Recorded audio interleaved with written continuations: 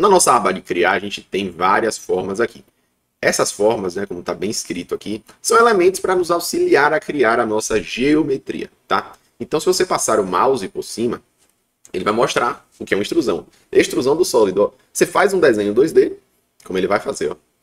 É até mais rápido que eu mostrar aqui para vocês. Ele desenha todos os itens. Quando ele cria uma extrusão, isso vai ser esse desenho que fez em planta baixa, vai ser ganhada aí uma altura, certo? E essa altura vai gerar uma geometria 3D. Então, o que era 2D, né? Vou desenhar aqui qualquer coisa. O que era 2D, certo? A gente está vendo aqui, a partir do momento que a gente cria, esse elemento vira tridimensional, como vocês podem estar vendo. Já pode manejar um pouquinho ele, aumentar a altura, tem as propriedades, enfim, certo? Então, basicamente, extrusão é desenhar no 2D e criar um 3D. A mescla, como a gente pode ver, é uma fórmula sólida 3D que se altera ao longo do seu comprimento, certo? Então, por exemplo, você desenha um elemento 2D, que vai ser a base, desenha um elemento 3D, que vai ser o topo, e ele vai fazer uma combinação e gerar uma coisa 3D entre o topo e a base, certo?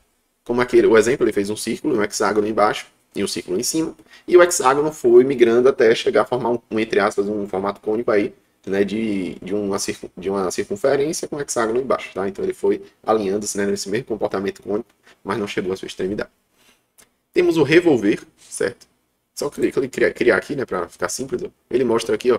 Quando você está aqui exibindo editar topo, é porque tu está editando a base, tá? Então eu vou fazer um polígono circunscrito aqui, como se fosse a ideia do hexágono. Editei, certo? Ele configura as propriedades, tudo bonitinho. E aqui eu vou editar agora o topo, vou fazer o mesmo exemplo que ele fez, fazer uma circunferência menor. Cliquei em OK, quando eu for ver no 3D, olha só, ele já criou. Como ficou baixinha, tá? Aí ficou meio estranho. Mas agora, ó, ficou bem mais fácil de entender, certo? E ajustar, tá vendo? Como ficou bem bacana o nosso exemplo. Perfeito, vou deletar, porque nosso intuito é só uma demonstração rápida das criações aqui antes da gente partir para a prática. A gente vai para o revolver também, que ele varre um perfil 2D e gerando um 3D. Por exemplo, a galera que gosta de academia, se a gente desenhar aqui, por exemplo, um halter, né? Vamos desenhar aqui, por exemplo, um halterzinho, fazer uma coisa bem bonitinha aqui. Beleza, não se atentem aqui é só uma coisa explicativa, eu vou fazer o passo a passo ainda com vocês, tá? Perfeito, aqui a gente já tem mais ou menos um modelo, só que botar mais quilo, né? Tá muito leve esse halter aqui, o pessoal deve ser bem fitness aí. Opa, só falta especificar o eixo de revolução, vou revolucionar aqui no meio, prontinho.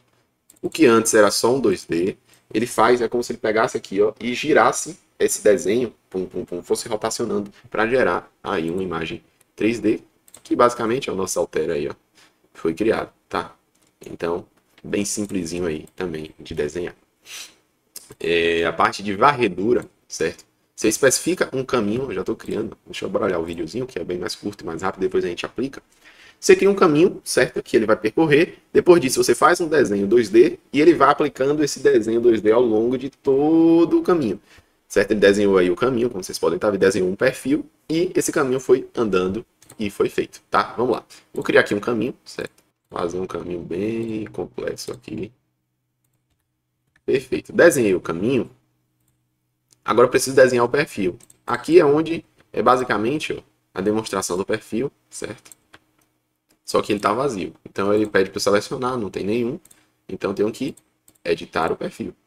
Eu não consigo editar na planta baixa, porque o perfil está em outra direção. É como se eu olhasse de cima e o perfil está sendo olhado de frente. Então, se eu desenhasse linhas de frente, elas não iam ser visíveis aí para cima. Então, ele vai pedir algum local. Pronto, aí agora já liberou, ó, os itens de edição.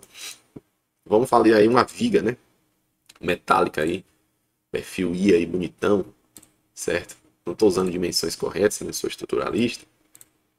Mas aí ficou quase que um perfil estranho, né? Bora deixar pelo menos na mesma dimensão, né? Aqui a gente está com 20, aqui está com 20 e 10. A chapa não é essa espessura toda não, né? Imagine aí quem fosse fazer um aço desse jeito. Mas perfeito, copiei em cima, copiei embaixo, criei, confirmei. Quando eu for olhar o 3D agora, por todo aquele caminho, desenhou-se esse perfil. Como a gente pode estar visualizando aí, né? Olha só que bacana, certo? Isso é simples, tá vendo que não é nenhum bicho de 7 cabeças? Mas se você aplicar, né? Vá fazendo, pausando o vídeo a cada forma que eu criei e tente fazer o passo a passo que você vai quebrando esse mito, né, de desenho. Mescla com varredura. é o mesclar com a varredura. Então a gente vai escolher um caminho, vai escolher um perfil inicial e vai escolher um perfil final. Olha só, a gente vai olhar o videozinho.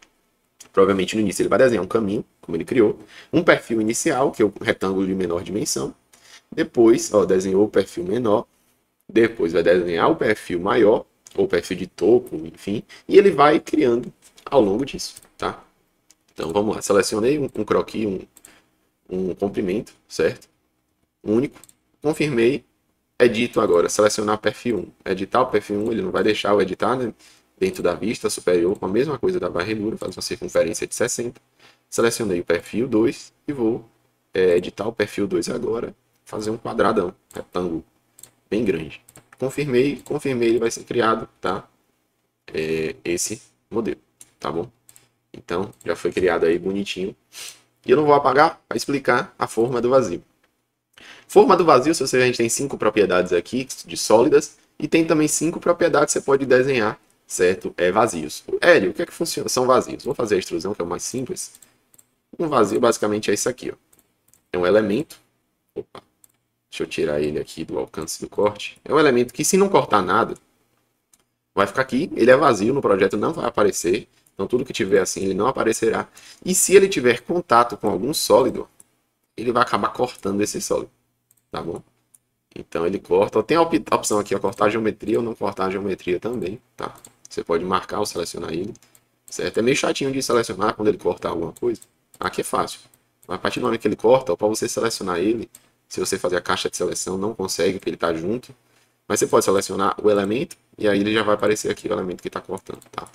Então você pode criar qualquer tipo de forma do que a gente explicou aqui para fazer o corte de uma geometria. Tá bom? Basicamente são essas as funções aí de criação de geometria, certo? Com isso você pode combinar, fazer o que você achar melhor, certo? Desenhar tudo que você desejar. Bora olhar o videozinho, né, da forma do vazio aqui, ó. Você faz um retângulo, ó, 2 cubos não, né? Um polígono aí, né? Basicamente, o cubozinho. Vocês podem recortar um outro ó, e formar elementos mais complexos. Basicamente, né? De maneira bem simplesinha aí você pode fazer isso, tá? Fora a parte de formas, que está aqui na aba criar, temos a parte de modelo, que são linhas, certo? E é bem auto-intuitivo, né? Você cria uma linha que vai ser visível tanto no 2D quanto no 3D. São linhas mesmo, certo? Se você quiser deixar elas sendo exibidas, tá? Componentes, basicamente, né? Você carrega um elemento, certo? Dentro, né? Uma família dentro da outra, né? Ou então um conjunto de itens, basicamente, certo? Basicamente você pegar o que já carregou dentro dessa família que você está criando e colocar dentro dela. Parece meio confuso, né? Mas você pode criar famílias dentro de famílias. Olha que coisa maluca. Você pode, por exemplo, ter uma prateleira, né? Aqui é a família da prateleira. E nessa família da prateleira, por exemplo, tem, vamos supor, sei lá, latas, né, de alimentos. Vamos supor que seja uma despensa essa prateleira.